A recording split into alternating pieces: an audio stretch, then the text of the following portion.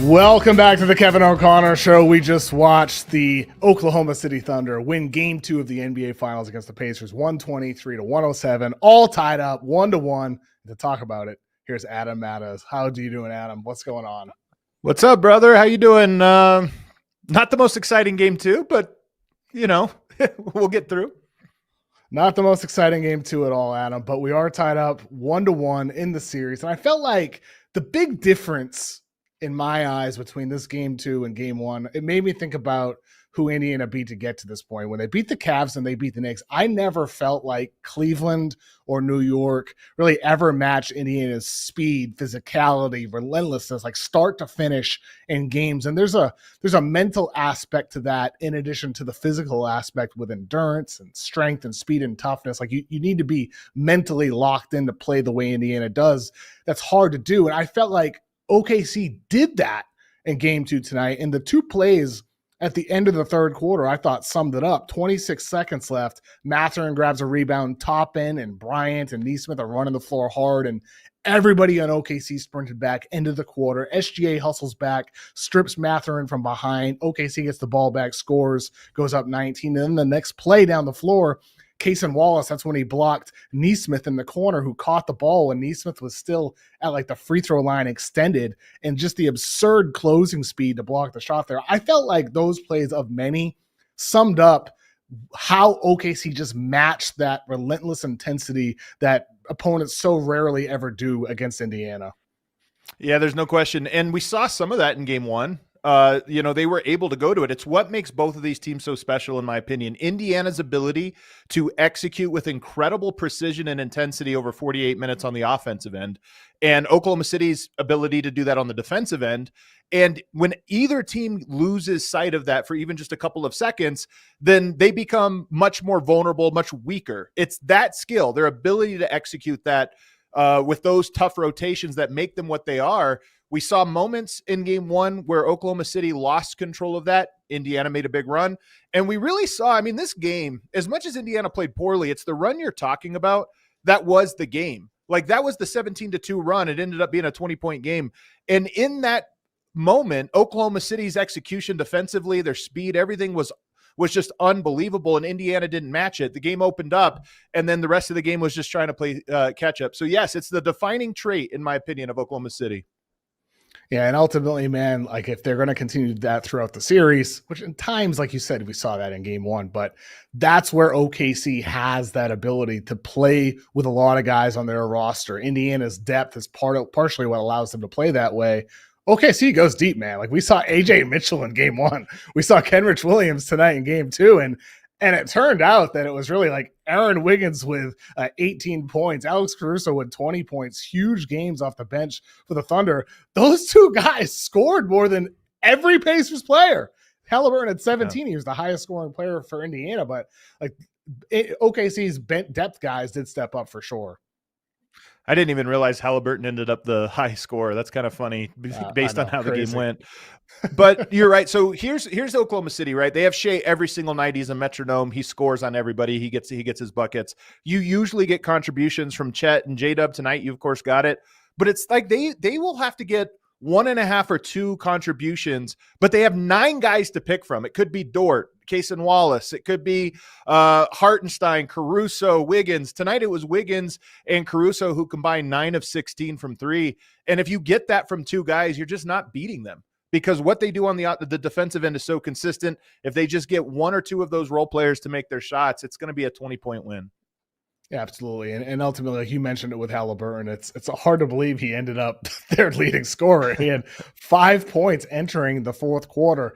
And I'll tell you what, Adam, Indiana's not going to win this series if Haliburton's waiting until the fourth quarter every single game to get going as a scorer. He needs to get it going earlier in these games. I know he hits an epic game winner in Game 1, comes up clutch down the stretch. We know what he's capable of doing. Sometimes if you say he needs to score more, you end up looking stupid in the end with him. But I really do feel that way against the Thunder. Like Haliburton's got to find his shot earlier in these games, or Carlisle needs to design more for him earlier in these games because he's too elite as a three-point shooter, too elite as a mid-range shooter, and he's capable, at least in the floater range, if he's not getting to the basket, for him not to get the amount of shots that I think is going to be required for the Pacers to win the series. Do you feel the same way? I mean, there's no question about it. And I think here's the hard part for players like a Tyrese Haliburton, who they feel the game. They want to read it. Okay, what defense are you given? How do I maximize that? Get it out of my hand if you're trapping me, whatever. But OKC is good enough to both force you to make the read or to be less aggressive, get the ball out of your hand, but they're also good enough to recover from it. And I think what we've seen from Oklahoma City as these series have gone on, we saw it from Anthony Edwards. We even saw it from Nikola Jokic. If you remember games, 2, 3, 4, Jokic was a little passive. We were wondering, why is he not being more aggressive? You almost get to a point with Oklahoma City where you realize they're going to try to get the ball out of your hand and you have to go through it. And I think he sort of figured that out. They gave him a little more space late in the game where they would try to get him moving into the catch so that he was going downhill when he would attack. So there are some things I think Indiana can do to open it up. But I think more than anything, the right play against 28 teams is different than the right play against Oklahoma City because nothing's open. So you're going to have to be aggressive and you're going to have to drive into traffic and try to get to those float shots. He hit a couple in the fourth quarter tonight that were pretty tough.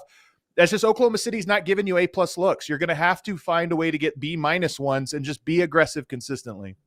I think that is spot on, Adam. You said it. Like, what might be the right play against 28 other teams always isn't against the Thunder. Like, that is just 100% exactly hitting the point that I am here with Haliburton. It's like you want to make the right play, and he does that. Like, he obviously limits turnovers. He's a savant playmaker. The dude's brilliant, and he's clutch. Like, we know what he's capable of doing.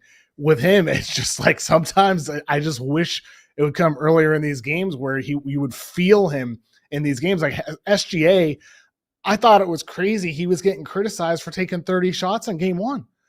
I understand. Like I get like the people saying like, okay, so he had like a season low in passes per game, but like the game changes. And like sometimes your best players need to just be taking B- or C+ shots, especially when in game one, Chet and Jalen Williams, there were nothings out there with Haliburton.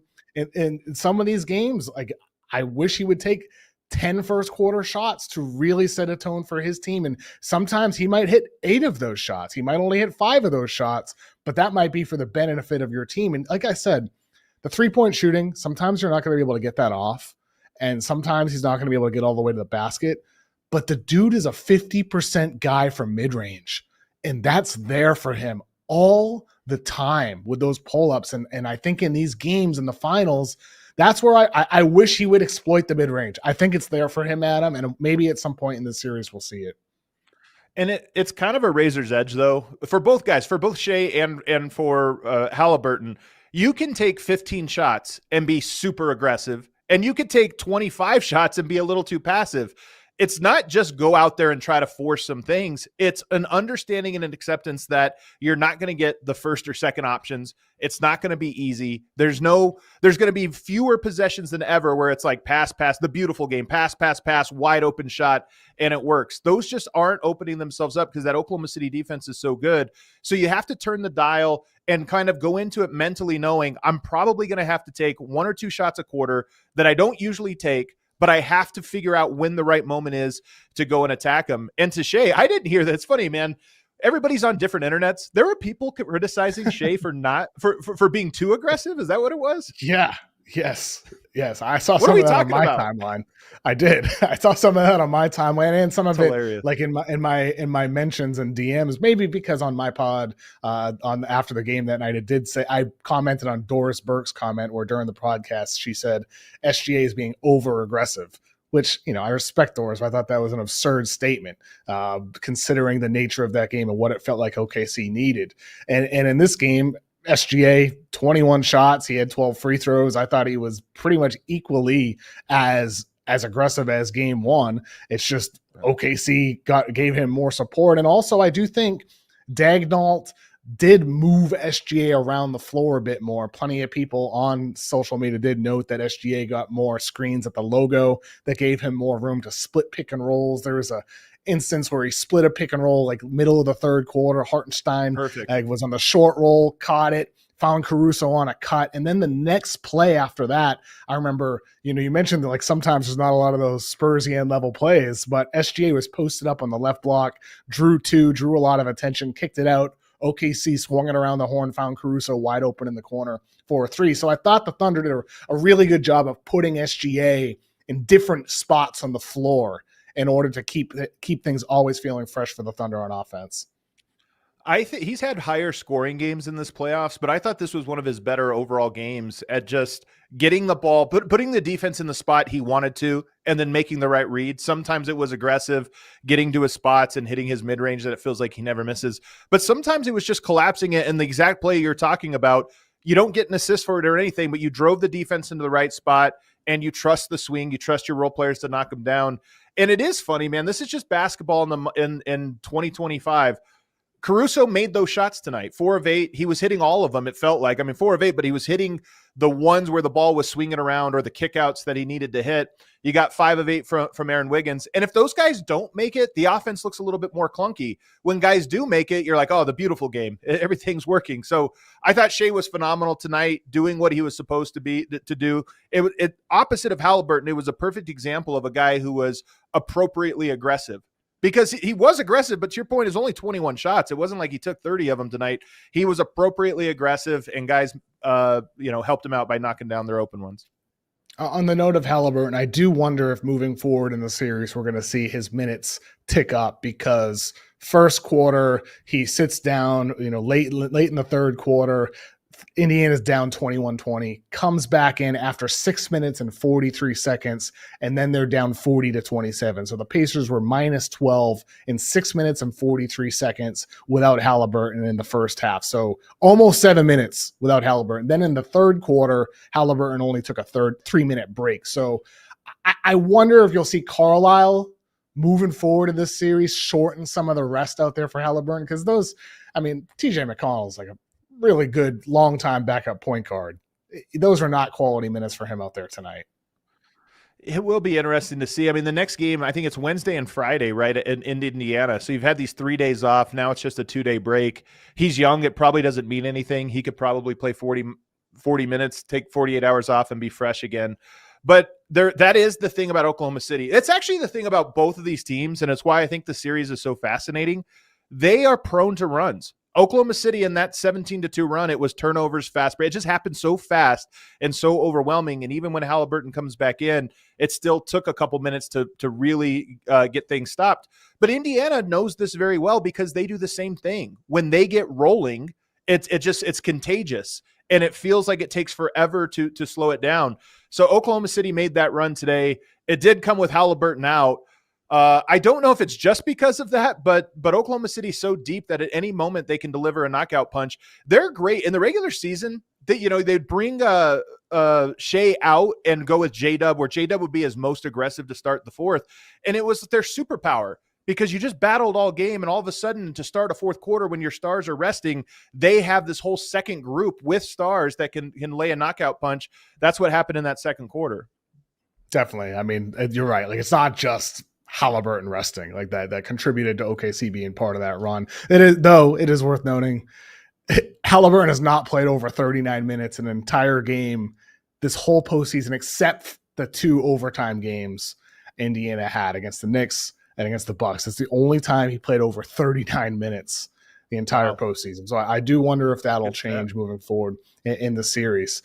I saw someone post on social media tonight a stat that I wanted to get your thoughts on here. In the playoffs, the Pacers are now 13-0 when shooting 36 or better from 3, and now they're 0-5 when shooting worse from 3. Is that just simple shooting luck, Adam, or is there something deeper to that we saw again happen tonight?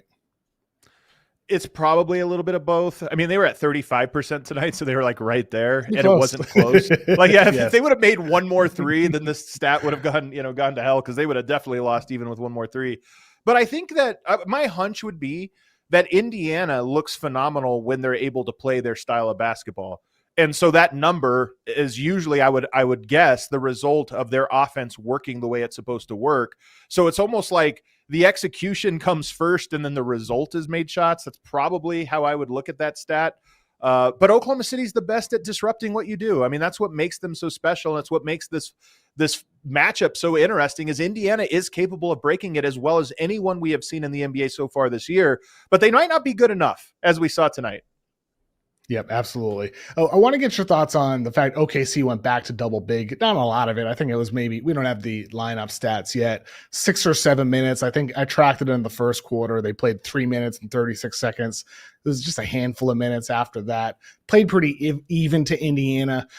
Do you expect OKC to go more to double big? And what were your initial thoughts after game one when they changed the starting lineup to put Case and Wallace in favor of Isaiah Hartenstein?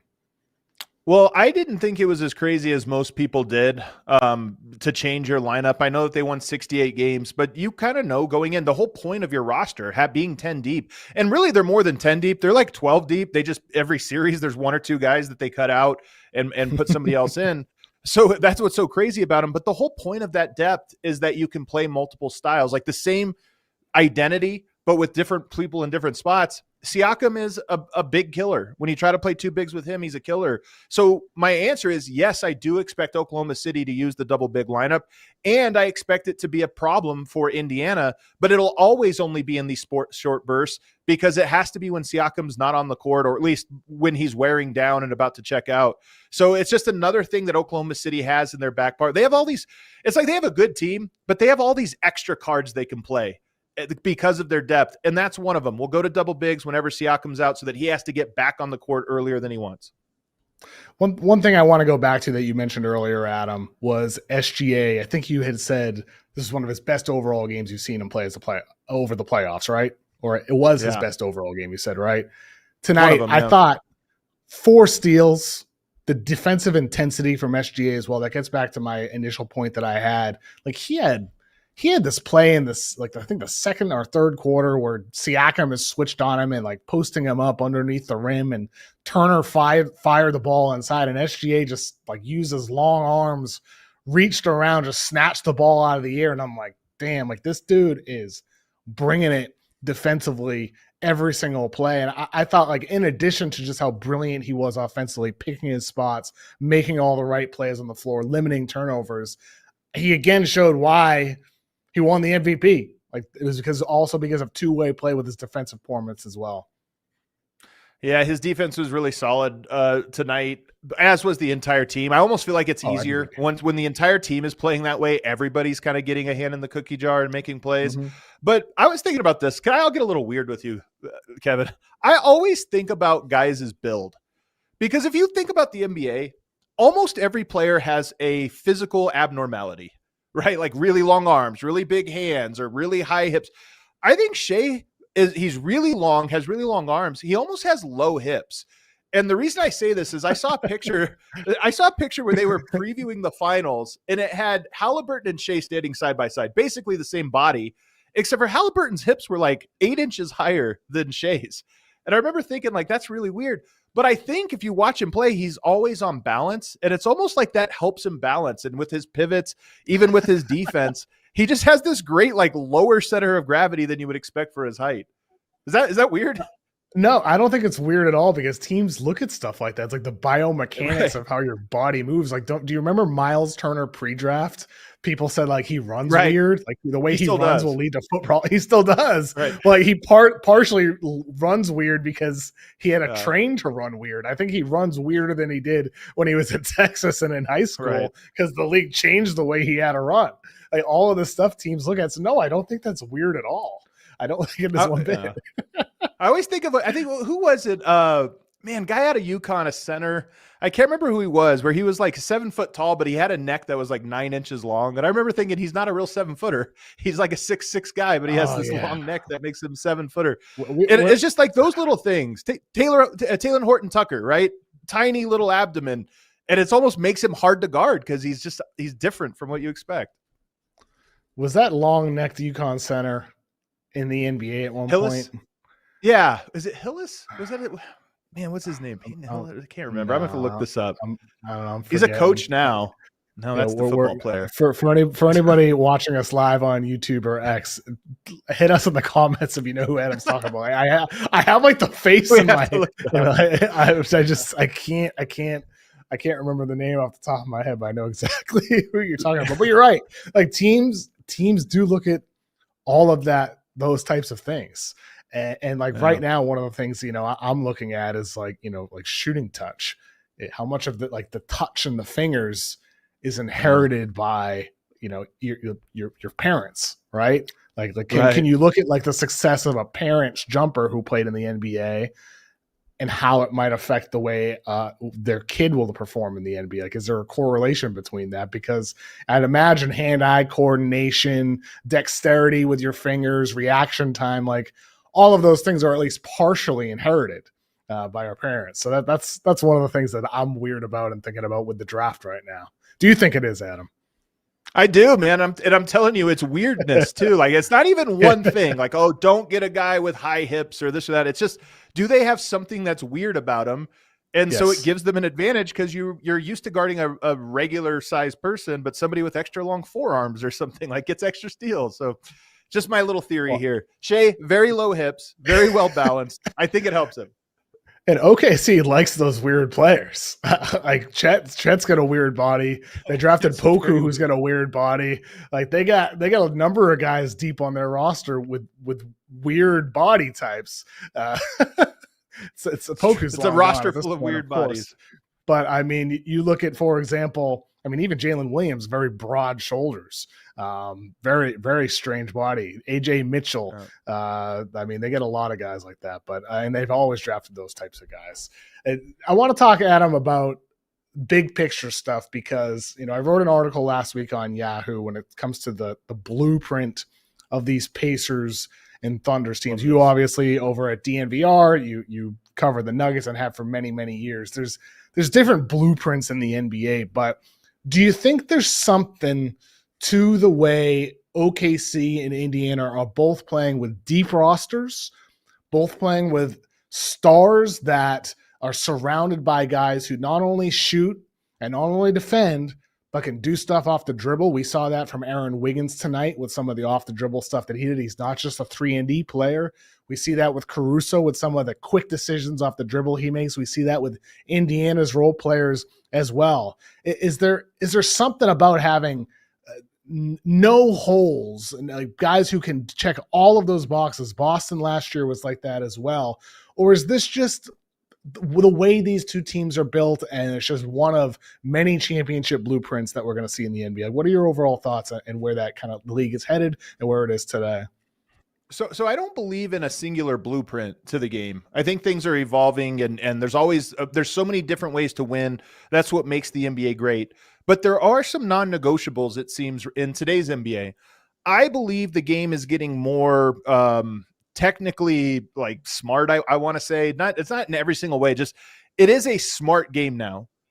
When you watch the playoffs, and I think it's one of the reasons Indiana keeps surprising people. Even Denver, makes runs. Basketball intelligence is the premium. That's the market inefficiency. So you have to have a smart roster. If you have a smart and versatile roster, game by game, you can change up your game plan. You can adjust in real time to what defenses are throwing at you. Right now, coaches are trying to confuse the other team as much as possible, and teams that get confused or lack the versatility to handle that, then they get stuck in a rut. The teams that are able or are smart enough to say, oh, we know how to guard this coverage, or we know how to attack this coverage and do this or this, those are the teams that seem to advance. Indiana does that on the offensive end. They have a ton of smart players, 3 point guards, first of all. And then you have Siakam, who's like a point forward if he needs to be. And then a bunch of guys that can make the connecting passes, could correct screens, screening angles. The execution is high. And Oklahoma City has this on the defensive end. What they do defensively is not simple. And not just physically it's difficult, but also mentally it's difficult. You have to be able to read things in real time with no hesitation. You have to read what coverage you're in and what that means based on the rotation that you're in. So to me, you can win a lot of different ways. These two teams are very different, but the thing they have in common is that they can roll out a 7, 8, 9-man rotation in a playoff series, and none of those guys are going to struggle to read what's happening for Indiana offensively, for Oklahoma City defensively. And I just would have a hard time thinking we're going to have a dumb champion in the next 3 or 4 years. That's funny. A dumb champion. No, I don't see it. I don't see that happening. The skill level's too high and these teams have high basketball IQs. And as you said, there's the mental aspect about it as well, not only with thinking the game, but with basketball intelligence, but also just the mental aspect relates to the physical. Being able to sustain that level of intensity from start to finish in these games. Kenny Atkinson, the Cavs head coach, said something interesting after Cleveland was eliminated in 5 games by Indiana. And Kenny was at the podium and he said, like, you know, Indiana plays with a physicality, and they do it from start to finish in these games, and their intensity that they play with, like, we didn't match them mentally. And like hearing him talk about that makes me think about, you know, what we see from Indiana, everything you said about OKC and the way these two teams play and how it relates to the draft, and like who are the guys that are going to be entering the league this year that could play in these games where there's speed from start to finish and it's intense and the playoffs are more physical. I think the bar is so high to play at this level right now. And, you know, I know some people say, oh, you know, the league is shallow when it's not ready for expansion. I disagree there. I think the league is still deep with a lot of good talent, but I think the bar has raised so much that it is harder for guys to earn minutes. That makes it feel more shallow. Do you know what I'm saying there, Adam? Does that make 100%. Sense? It does. And it's interesting because the Ringer came out with like their top 100 players this week. And as I'm going through it, you get to the like number 5 or 6 and you're like, man, this is kind of shallow. You know, I remember when number 6 or 7 was Kawhi Leonard or James Harden, all this or that. And you're starting to get to like Donovan Mitchell and these types of players there. But then you go to guys 10 through 70 and you get down to like number 55 and you're like, that's a really good player. So it's almost deep in guys that are really smart and can do some things. And obviously, to your point, it does fall off into there are teams that I think are towing along a couple players who are very skilled or very athletic or what have you. But can they mentally hang when you get to the conference finals and finals where the game is becoming so sharp and you have to think quick? I agree with you. I think that there are probably, 120 players maybe that fit that bill. And if you are a team like Oklahoma City or Indiana and you have 9 of them, it's like you have the ability now to do this. If you're a team that has 3 or 4, but you've also got some guys, and I think this was part of Denver's problem, to be honest, this year, the team that I cover, was they could play some of the smartest basketball in the NBA when their starting 5 was out there. The moment you started to bring other guys in, it was like, well, we can't do this because that guy doesn't know how to do it, or we give him the ball, he can't keep the offense going, so we have to reset. So yes, I think that when you look at the draft, to me, it's a no-brainer that you have to look at this and not just say, what does a guy have, but does he fit the prototype of a guy who could play in a complex series like this Indiana-Oklahoma City one? Adam, I love talking with you, Adam Matas of DNVR and All NBA, but you know whose opinion I really would love to have on this? It's Michael Jordan. Michael Jordan, because because Michael Jordan, man, because he's coming back. He's going to NBC next year. And Stephen A. Smith was on Patrick Bet David's podcast, and they were talking about MJ, and he said how MJ is not going to hold back next year on NBC.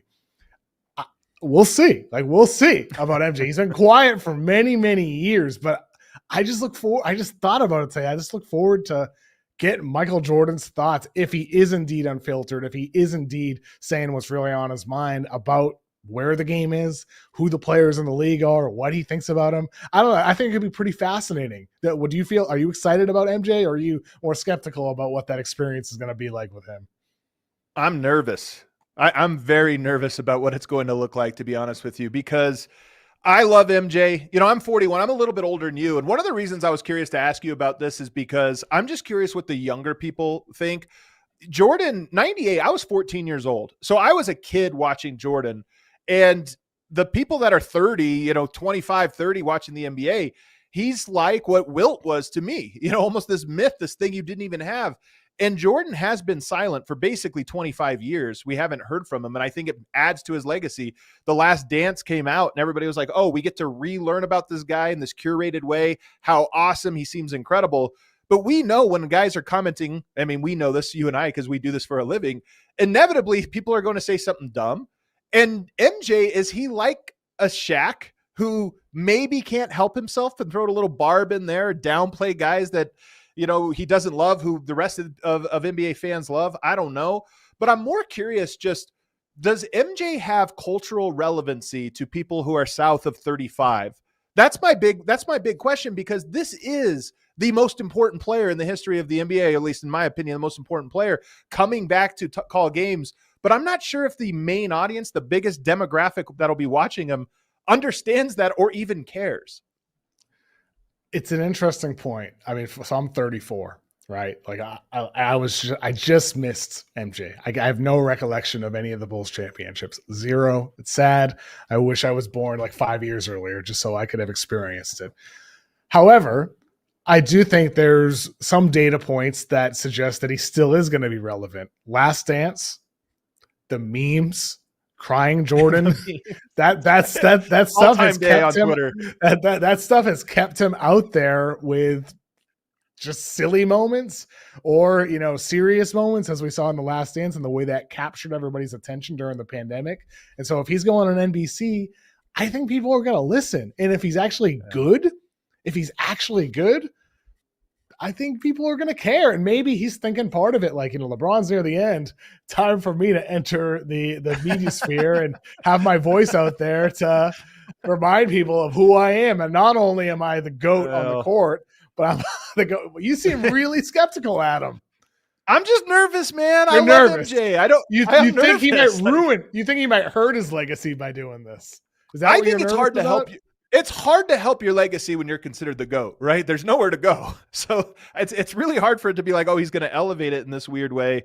And here's my thing. And I think I have an enormous amount of respect for the old NBA, the 80s and the 90s, the 70s, all the guys that got here. I am of a belief that every player is standing on the shoulder of the giants that came before him, none more so than Michael Jordan. But one of the problems I think the NBA has, and it's nobody's fault, this is a natural thing, it is a game that evolves.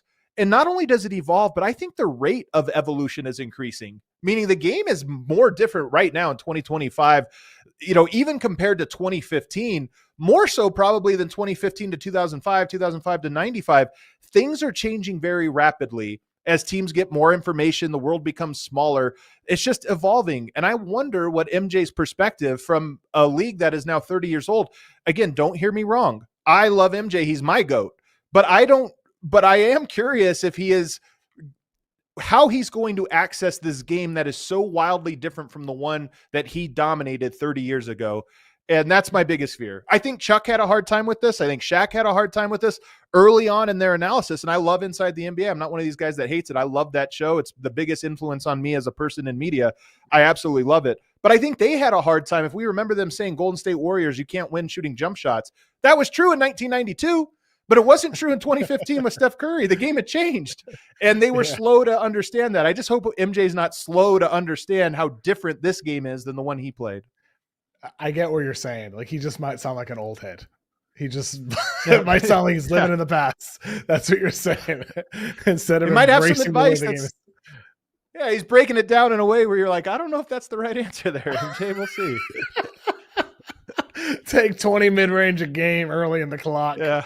Haliburton. That's the adjustment for you in game 3 and beyond. That's what you're worried about. But we'll see. I mean, we'll see. His last decision with the Hornets to draft Brandon Miller over Scoot Henderson is looking good. Maybe he'll continue heat checking moving forward as an NBA analyst for NBC. Somebody who is on a heat check right now, it's James Dolan. James Dolan, the New York Knicks owner, he was in the news this week because, according to Vince Goodwill of Yahoo Sports, he spearheaded the firing of Tom Thibodeau. And Vincent reported that Dolan was never a Thibs fan, that he was the guy asking questions during a meeting, taking a more prominent voice than he has in recent years. And additionally, Vincent reported that a couple players felt Thibs played starters too many minutes, had an inability to adjust. Now, I say he's on a heat check because he hired Leon Rose. He built the Sphere in Vegas, the best concert venue in the whole world in the history of civilization. So James Dolan's on a heater. But do you think his increased presence back in New York bodes poorly for the Knicks? I mean, yes, absolutely. I'll be honest, man. You had me in the first half there when you said James Dolan was on a heater. I didn't know you meant the Sphere, but Yes. You are right. The Sphere is very cool. Are you going to join me at Backstreet Boys at Las Vegas Summer League? Are you joining me? I can't do Some it, man. I Backstreet can't Boys? do Come it. on, I can't do it, man. Larger than life. I want it that way. So many hits. There you go. Come so on, many. Adam. I mean, are you too old keep for listing them? them. I'm just the right age. I'm the perfect age for the Backstreet Boys. I think with Dolan, I mean, first of all, I've never been the biggest Thibs guy. I feel like what you got this year is what you're going to get from Thibs. If the players were questioning him, to me, that really says it all. Not only so, another personality of the league right now, I think you have to be smart, you have to be versatile, you probably have to be athletic. And I mean, both of these teams have a lot of athleticism in key spots. You also have to be connected. Like, you have to all believe the same thing. And if you're telling me, you know, that some of the players weren't necessarily fully on board with Thibs' style, then that alone is reason enough to try to move on. I think we all saw that with how they played. But here's the thing. You mentioned AJ Mitchell playing in game one. AJ Mitchell closed games for the Thunder when other guys were healthy throughout the year. To me, this is Dagnot's best part about him being of his coaching, is that he seems to understand that in addition to winning 68 games, which is absurd in and of itself, he also knew that you had to prepare in the regular season for things in the playoffs.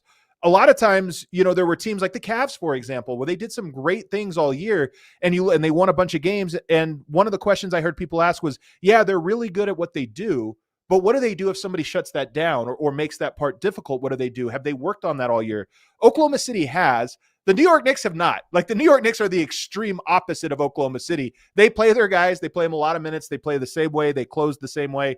And that's who they are. And I think that trade alone maybe is enough to say we got to build up some of these other guys so that we have more answers when it really matters. Adam, you're speaking my language. I'm having Chris Mannix on the podcast this week because him and I got into a debate on TV in Boston last week about the Thibs firing, and him and I have to continue that because he is very much in the firing Thibs is insane camp, whereas you and I feel exactly the same way about that decision. There was a little bit of other news over this weekend. Cooper Flagg is going to be visiting Dallas for a workout on June 17th. Should he just show up smelling of Slovenian beer? Some Yellen beer, maybe a little rakia, maybe a little hookah, who knows? What a weird situation this has turned into. It was weird enough when they won the pick, right? And all of a sudden it's like, okay, now you were in this win it all, go for it right now. But now you have a young guy. Are you going to be able to manage the two timelines? But now with the Jason Kidd rumors and everything else, it does feel like Dallas is in the ultimate weird spot. So one, no, he should not try to throw his way out of Dallas. He should absolutely try to be in Dallas. It was a serious question. It's a serious, we got to get to the tempo. No, but two, when that pick happened, it was like, what a great spot for Cooper Flagg. He's landing in a place where he's going to be able to compete. He'll be on the big stage. It's a big enough market, all those things. And now you look at it, and if they lost Jason Kidd, that'd be a very weird situation actually for him to walk into. So you don't think he should show up like that? Reeking of beer with a hangover, and Nico's just getting flashbacks of Luka? It sounds like a good plan to me. Is there anything he could do to throw that pick? That would be pretty amazing if he tried to the Charles Barkley. Remember the Charles Barkley story where he just was binge eating for a couple of weeks and they would trade him? Can you imagine if that's what happens? If that's the story on June 17th, like Cooper gained weight.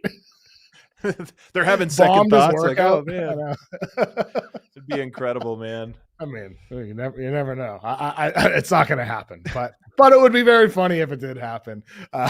Something else I want to talk to you about tonight, Adam, is the presentation of the finals. We didn't talk about this earlier because I like this. They put digital trophies on the court after Adam Silver over the weekend was asked about this, and he said, I hadn't thought about it until game one, about how there's really nothing on the floor that signifies that the NBA Finals is what you're watching on the screen. Even the score bug on ESPN and ABC doesn't really make it clear that's the NBA Finals. There's no big trophy anymore. There's no finals script. And yet tonight in the first quarter, they have the digital trophy, and then they change it to the finals script in the second quarter, and then they took it away.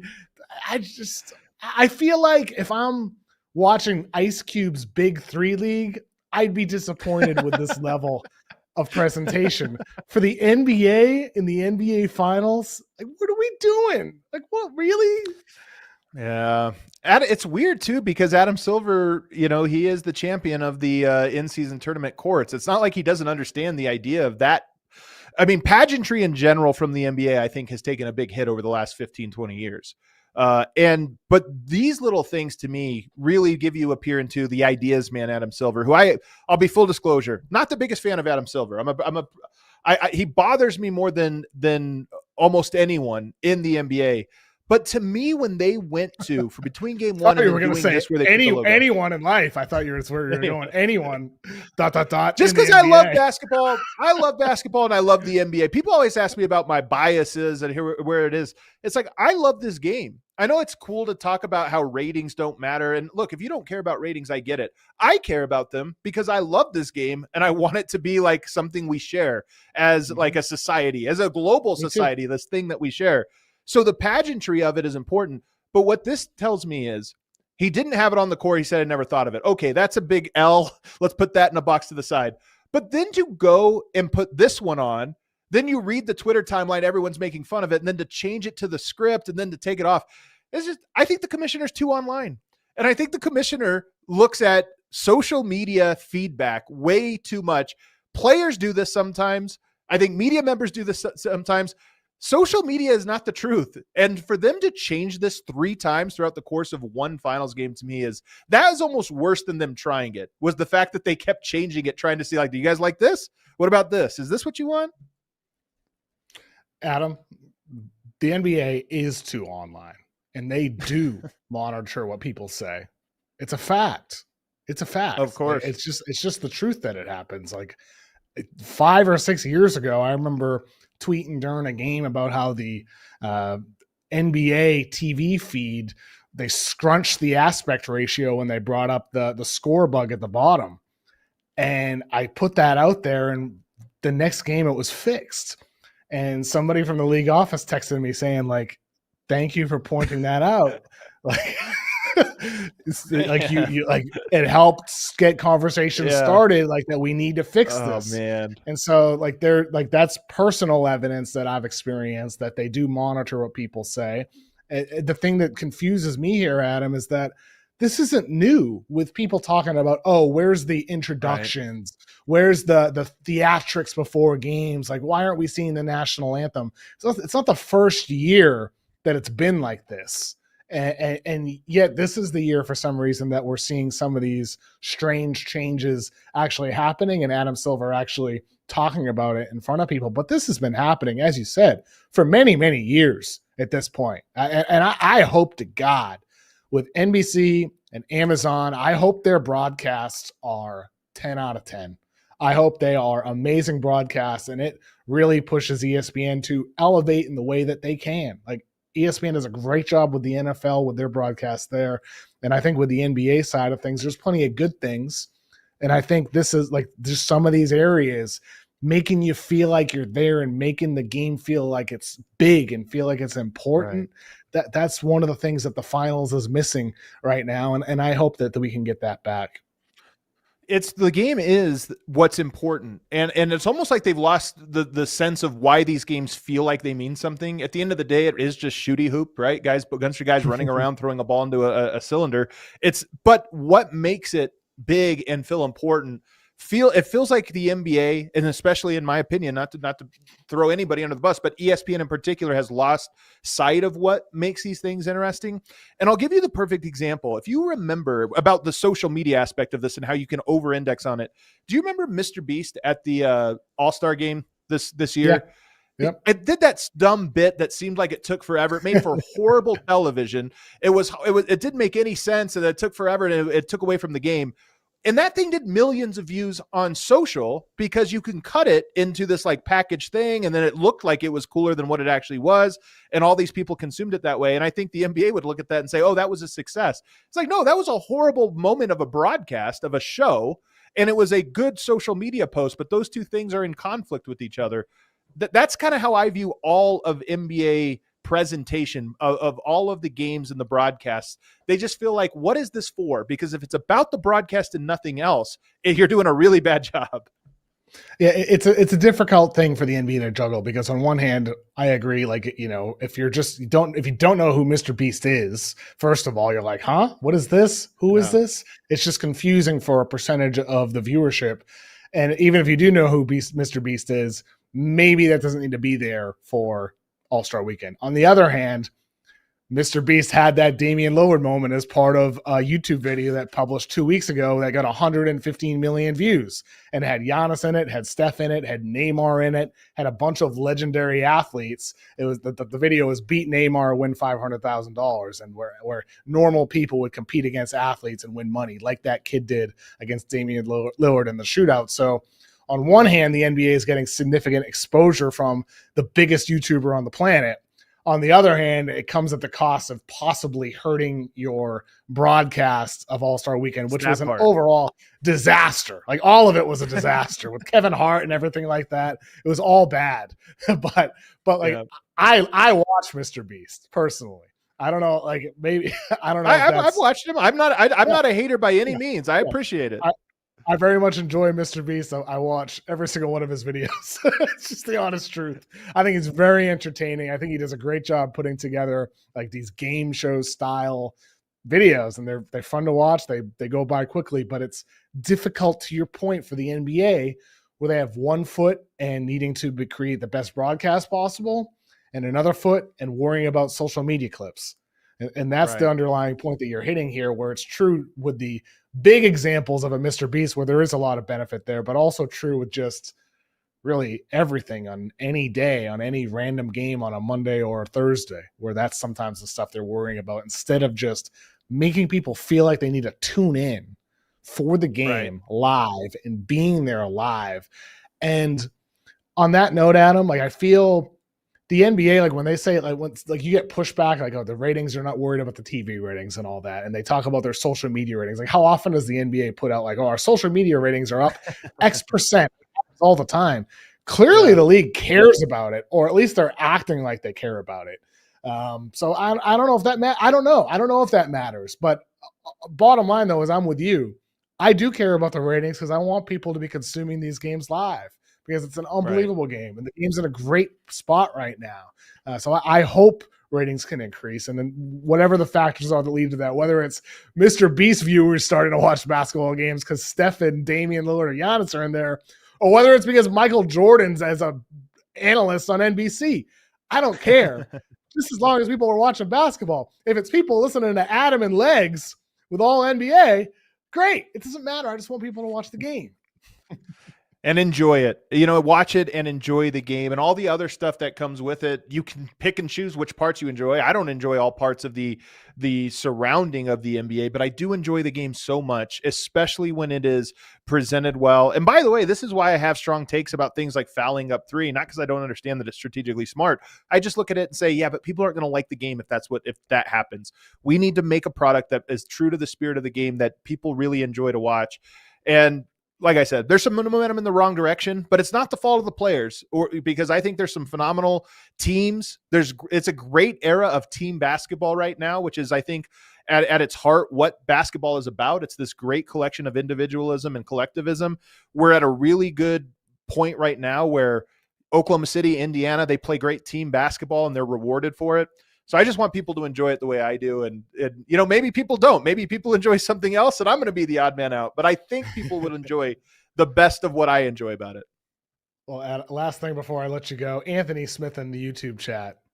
Hilton Armstrong is the Hilton Armstrong UConn player.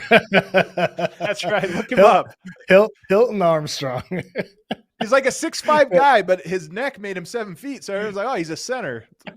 Yeah, Hilton Armstrong. Yeah, he spent 6 years in the NBA, listed at 6'11". But there you go. But he's got like my build. He's like basically my height.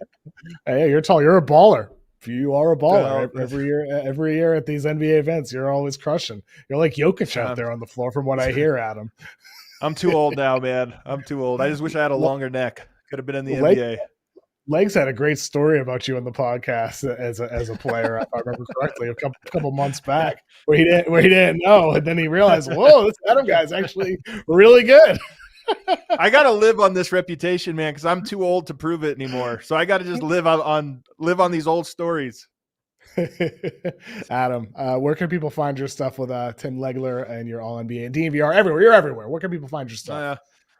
Just the All NBA show. If you're an NBA fan, me and Tim Legler, we go live 4 times a week. It's mostly just me asking Legs what he sees and learning from him. He's such a good analyst, and I'm thankful every day I get to talk to hoop with him.